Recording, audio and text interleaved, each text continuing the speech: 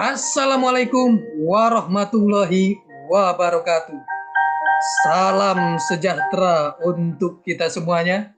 Apa kabarnya rekan-rekan mahasiswa, mahasiswi STI Dharma Bumi Putra? Alhamdulillah kita berjumpa di pertemuan pertama mata kuliah pengembangan kepribadian. Alhamdulillah bahagia sekali rasanya saya berjumpa dengan rekan-rekan semuanya pada pertemuan pertama ini. Mudah-mudahan Allah Subhanahu wa taala Tuhan yang Maha Esa memberi keberkahan dan kesehatan kepada kita semuanya agar kita bisa senantiasa terus menggali ilmu dan belajar terus-menerus untuk menggapai masa depan yang cerah. Rekan-rekan semuanya, sebelum kita memasuki proses belajar mengajar, alangkah baiknya sama-sama kita berdoa agar perjalanan proses belajar mengajar kita berjalan dengan lancar dan sukses. Berdoa menurut keyakinan dan kepercayaan masing-masing. Berdoa dimulai.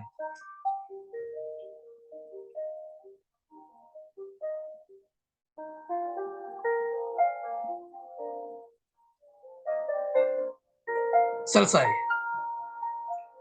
Rekan-rekan semuanya, pada pertemuan pertama ini, mohon izin saya akan share materinya.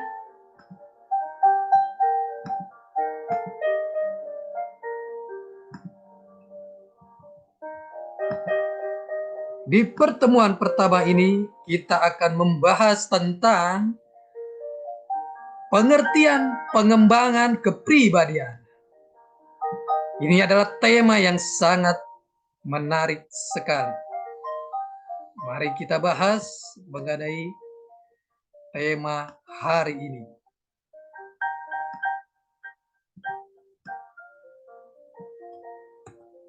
Arti dan pentingnya pengembangan kepribadian. Dalam diri manusia, pada umumnya mempunyai kemampuan untuk berkembang dan bertindak secara kreatif, serta berpikir untuk memecahkan masalah atau mengambil keputusan. Walaupun bagi masing-masing individu berbeda-beda tingkat kemampuan dan potensinya. Segala sarana yang dimiliki oleh suatu organisasi seperti prosedur, metode, struktur organisasi hanyalah merupakan benda mati dan hanya akan ada manfaatnya apabila dikelola oleh pikiran yang berpengetahuan luas. Pengembangan diri adalah merupakan suatu usaha yang perlu dilaksanakan untuk tercapainya peningkatan mutu itu sendiri. Definisi pengembangan diri menurut Inyoman Surna 1997, pengembangan diri bukanlah suatu ilmu pengetahuan, bukan pula cabang disiplin ilmu tertentu, melainkan lebih sesuai apabila dikatakan suatu pendekatan humanis yang membantu setiap individu agar menyadari keberadaan dirinya secara utuh dan selanjutnya berupaya mengoptimalkannya. Sehingga tercapailah kemandirian yang terwujud dalam bentuk aktualisasi diri yang bermakna. Setiap orang perlu mengembangkan pengetahuan dan kecakapan, keterampilannya serta kepribadiannya sesuai dengan bidang tugas dan kedudukannya. Agar setiap menghadapi beban kerja yang secara kuantitatif akan selalu mengalami perkembangan pula. Pengembangan diri dalam realisasinya dapat dilakukan baik oleh dirinya sendiri maupun atas prakarsa organisasi, yaitu dengan cara melalui pendidikan dan latihan yang mencakup pertama, pre-service training, yaitu latihan yang diberikan sebelum menempati suatu jabatan, meliputi pendidikan formal yang diselenggarakan secara umum, latihan prajabatan. Latihan ini dilaksanakan oleh suatu organisasi atau perusahaan di mana seseorang akan bekerja. Yang kedua, in-service training, yaitu latihan yang dilakukan pada saat sekretaris sedang menduduki jabatannya. Hal tersebut perlu dilakukan agar lebih menjamin relevansi yang tinggi dengan misi, tugas pokok, fungsi dan kegiatan yang harus diemban oleh orang tersebut pada umumnya. Cara tersebut antara lain adalah: pertama, meningkatkan kecakapan profesional di bidangnya. Kedua, meningkatkan pengetahuan tentang bidang usaha organisasi atau perusahaan tempat bekerja dengan memperhatikan faktor-faktor yang berkaitan dengan tugas pokok organisasi di mana bekerja. Ketiga, pengertian latihan adalah suatu kegiatan yang terus dilakukan sehingga orang itu pada hakikatnya harus selalu belajar. Peranan latihan adalah untuk mendorong para pegawai agar mampu bekerja dengan sebaik-baiknya dan dapat meningkatkan hasil kerjanya. Oleh sebab itu, maka dikatakan bahwa latihan ditujukan pula untuk pengembangan pegawai dengan cara yang lebih cepat. Pada umumnya setiap orang dapat mengembangkan dirinya dan pengembangan diri tersebut dapat dilaksanakan sendiri dengan mengikuti pendidikan dan latihan, baik di dalam atau di luar jam kerja. Misalnya banyak membaca buku-buku dan lain sebagainya. Setiap orang hendaknya mempunyai tanggung jawab untuk mengembangkan dirinya sendiri dengan cara menambah pengetahuan, keterampilan, atau merubah sikap-sikapnya sesuai dengan ilmu dan teknologi, serta disesuaikan pula dengan kebutuhan baru yang timbul dalam organisasi di mana bekerja. Tujuan pengembangan diri sebenarnya adalah untuk memperoleh tiga hal, yaitu yang pertama, menambah pengetahuan, yang kedua, menambah keterampilan, yang ketiga, merubah sikap atau attitude. Pada dasarnya setiap orang bekerja untuk mencapai apa yang menjadi tujuannya. Sasaran atau tujuan termaksud dapat merupakan suatu hal yang harus dimiliki atau berupa kepuasan kerja. Karena dengan diperoleh kepuasan kerja dianggap sebagai pertanda kehidupan sukses. Pengembangan dan manajemen diri atau self management. Mari kita lihat. Apa itu manajemen diri? Manajemen diri berarti ilmu dan seni mengatur diri sendiri sebagai subjek dalam menghadapi krisis atau stres akibat perubahan yang dialami dengan mutu. In order to change dengan the external, you must change the internal. Stres merupakan gejala awal yang menandai seseorang dalam menghadapi tekanan perubahan. Stres juga alamiah. Stres juga cara alamiah dari tubuh merespon setiap perubahan dalam kehidupannya. Akibat stres cenderung menimbulkan manusia kehilangan kendali diri. Namun demikian bila stres dikelola dengan baik akan memberi dampak positif. Stres yakni semangat menuju kebaikan bagi diri sendiri dan orang lain. Step creative change management. Kita lihat di sini di grafik. Decide what you want with relaxation, visualization, affirmation, and faith. Be a part of the solution yang pertama. Yang kedua, be thankful. Yang ketiga, learn from experience. Yang keempat, focus of the possibility. Yang kelima, discover a new sense of hope. Dan yang keenam, accept a new situation. Discover a new sense of hope. Ini yang pertama. Yakni caranya adalah tetap berusaha dan berdoa. Juga jangan kehilangan harapan dan yakin semua ada masanya.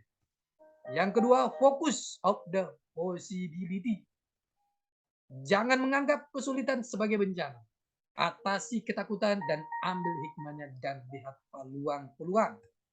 Yang ketiga, learn from experience. Yang pertama, fokus pada kekuatan yang dimiliki, memiliki ketahanan mental dan tingkatan kematangan diri, tetap bergerak melakukan sesuatu yang bermanfaat bagi diri sendiri dan orang lain, manfaatkan pengalaman yang telah dimiliki. Selanjutnya, be thankful. Kita lihat, selalu bersyukur. Penuhi pikiran dengan kasih sayang, dengan prinsip kejujuran, pantang menyerah, kerja keras, antusiasme. Be part of the solution. Bertanggung jawablah pada diri sendiri. Ubah keyakinan negatif menjadi positif.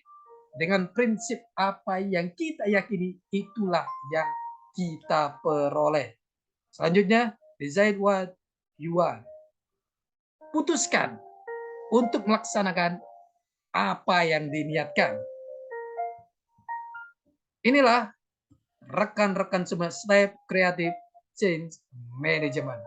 Untuk itu perlunya kita pengembangan dan manajemen diri atau self management agar kita bisa memanage diri kita, mengendalikan diri kita.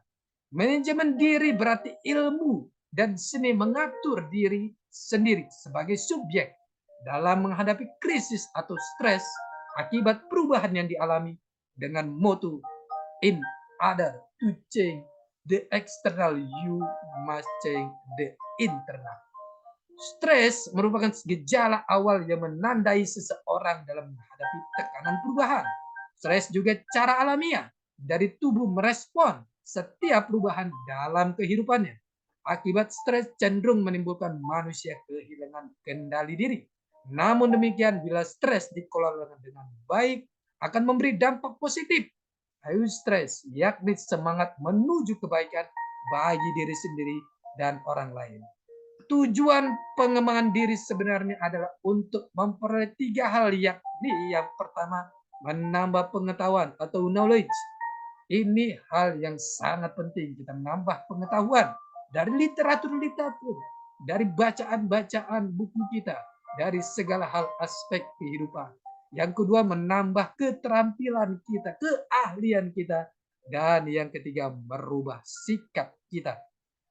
Pada dasarnya setiap orang bekerja untuk mencapai apa yang menjadi tujuannya, menjadi goals-nya. Sasaran atau tujuan termaksud dapat merupakan suatu hal yang harus dimiliki atau berupa kepuasan kerja. Karena dengan diperolehnya kepuasan kerja dianggap sebagai pertanda kehidupan sukses. Di sini kita lihat, oleh sebab itu maka dikatakan bahwa di sini latihan ditujukan pula untuk pengembangan pegawai-pegawai dengan cara yang lebih cepat. Pada umumnya setiap orang dapat mengembangkan dirinya dan pengembangan diri tersebut dapat dilaksanakan sendiri dengan mengikuti pendidikan dan latihan baik di dalam atau di luar jam kerja. Misalnya banyak membaca buku-buku dan lain sebagainya agar kita memiliki referensi literatur-literatur yang begitu banyak. Setiap orang hendaknya mempunyai tanggung jawab untuk mengembangkan dirinya sendiri dengan cara menambah pengetahuan, keterampilan atau merubah sikap. Sikapnya sesuai dengan ilmu dan teknologi serta disesuaikan pula dengan kebutuhan baru yang timbul dalam organisasi di mana dia bekerja. Ini menjadi hal yang penting bagi diri kita agar kita bisa mengembangkan diri ini menuju kesuksesan. Rekan-rekan mahasiswa semuanya, untuk itulah kita sebagai generasi muda teruslah bekerja, teruslah belajar dengan sungguh-sungguh untuk mencapai dan meraih cita-cita kita, meraih cita-cita kita di masa depan untuk kehidupan yang lebih baik, untuk kehidupan yang lebih cerah. Rekan-rekan mahasiswa semuanya, ini adalah pertemuan kita yang pertama. Kita akan bertemu di pertemuan-pertemuan selanjutnya. Teruslah semangat belajar dan menggali ilmu. Salam sehat selalu. Terima kasih. Assalamualaikum warahmatullahi wabarakatuh.